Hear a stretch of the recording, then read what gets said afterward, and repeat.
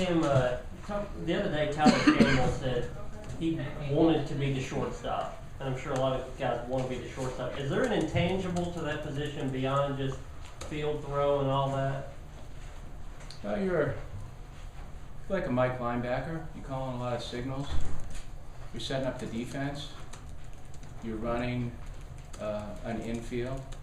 And I think him being around Dansby, they're about the same age, but at the same time, I think he likes the responsibility that's associated with that position. It's a quarterback in some regards. Does that mean he's more suited for it than maybe a freshman would be because he's been in the program? Intellectually, I think he is, from a mindset, but physicality, I think Tyler could play shortstop. I don't doubt that. He came in here playing shortstop, and he played some his freshman year as well. If you just get to the point where you think that where can he suit us best, and I think he'll feel that way too. But I want the kids to have that urge to play a position that they like. I think that's natural. Coach, you guys got the love from D1 baseball yesterday, the top program in the country. What does that mean to you? Well, we're an extension of the university, and I think we're like any other top program. And I'm not talking about athletics here. I'm talking about just programs in general. And when you can be seen in that light by a national publication like U.S. News and World Report for our university, and academically, I think it's nice, very nice. But the sole purpose of our program, and will always be, is just to try to provide a great experience for the kids and them to gain something from it and move from it, and then eventually come back and serve it.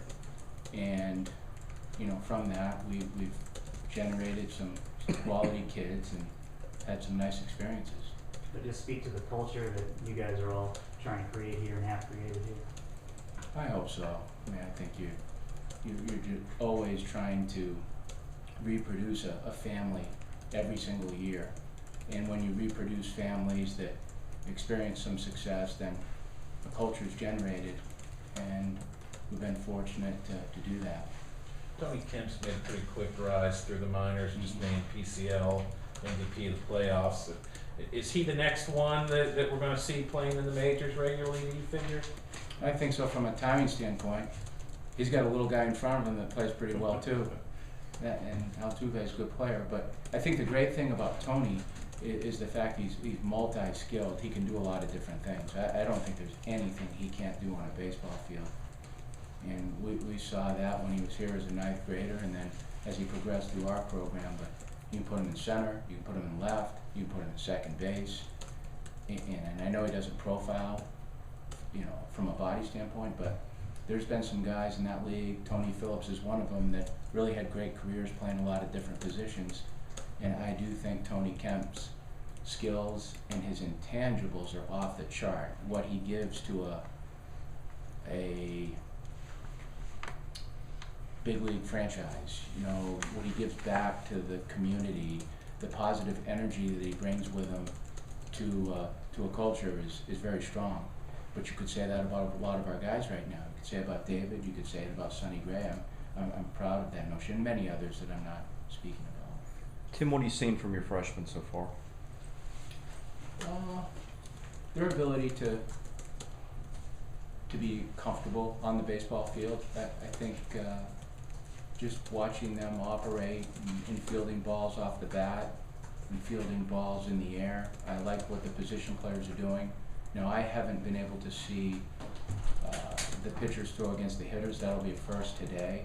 So we'll do some pitcher versus hitter. So I probably would give you a little bit better report on the freshman arms, but at the same time, they've done a nice job of integrating themselves in a very quiet, natural way, and that's really all they need to do. Tim, last week you said you kind of decided not to give out Carson and Dansby's number, kind of unofficial retiring. Do you normally do it like that? Does that mean there will be an official at some point? I don't know. I think, first of all, they'll have to graduate. But at some point I may consider doing that. But I think right now at this point I held back David's number, and I've held back Carson's and Dansby because of their national recognition and what they've done for the program. And I don't want to single out players per se, but I just think that those are numbers that I would just like to keep in the closet right now. And if they're reissued, then they will be. But at this point, I see no need in doing that. You talked about you could maybe expand on your freshman pitchers a little bit more. Would you mind doing that? After they pitch, I think. But I mean, you see them throw some. What do you see out of them? Strength, arm strength. I see arm strength and size. Now, you know that's just one component of it. How they pitch to the edges of the plate and how they manipulate the ball and their comfort level once they get on the mound. I'm sure they'll be revved up to throw against our hitters, and our hitters are going to be revved up to hit against our pitchers.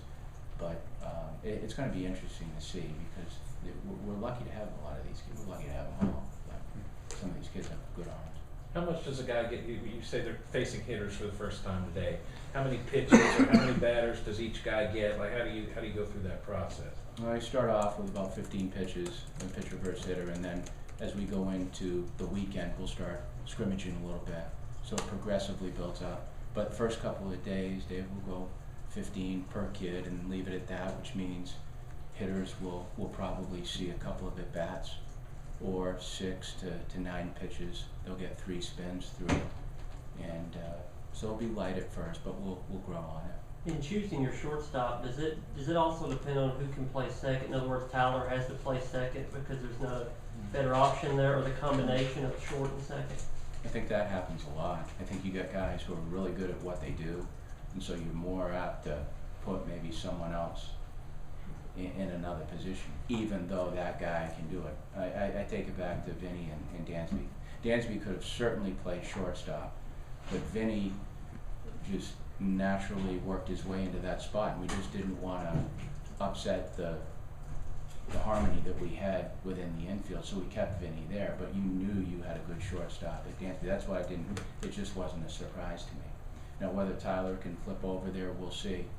But we like the fact that we've got 3 young kids, 4, really, if I'm counting, you got Liam, you got Ethan Paul, you got Connor Kaiser, and you got Alonzo. So you got 4 guys that were strutting out there at shortstop that have athletic ability and have skill, and they all can't play there, so someone's going to have to give up the right and play somewhere else if, in fact, they can play. Tim, on Alonzo Jones, speed's his tool. Position was kind of a question mark according to most of the scouts and people come in. You mentioned shortstop, but where else might he be a fit? I really think he could play anywhere in the infield if he can groom himself to play the shortstop position. Then that bodes well for him to play second and third base, I would imagine. He's taken a lot of balls at second and short right now, mostly short because I feel like we want to give every kid the opportunity to play shortstop and then work off of that. But I do think we have infielders that could move from short over to first base, and I do think we have some infielders that could move from short to the outfield too. And it doesn't mean it'll be a permanent thing, but however they can get on the field, I would assume that they want to. As the bats have been changed the last few years, how does that affect your recruiting, and are you at a point where you maybe can anticipate a few more home runs again this year? There's more impact of ball off the bat for sure. I think that's what's led to just a decrease in the short game, at least for what we saw last year, and it decreased it for Vanderbilt too. It wasn't purposeful because I always go into every year and I just look at the kids and I think, okay, collectively, what makes this team tick offensively? And from that, you basically come up with a way that you can run your spread offense, so to speak, you know. But I think you have to teach all the skills, both bunting and hitting. But going back to your question, a little bit, I think we kind of stay about the same.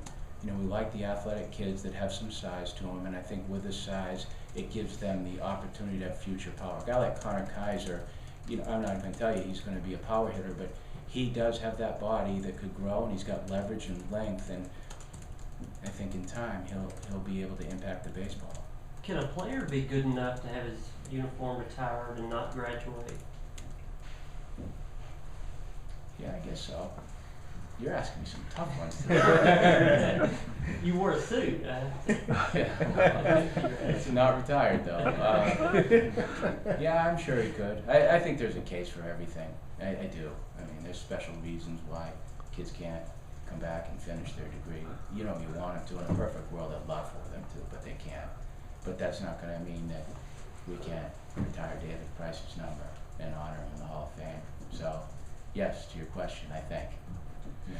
You talk about David, and when he was here, he talked about wanting to be the best player, best pitcher in the game, and he might be that right now. How satisfying to have watched him continue to evolve at this point in his career?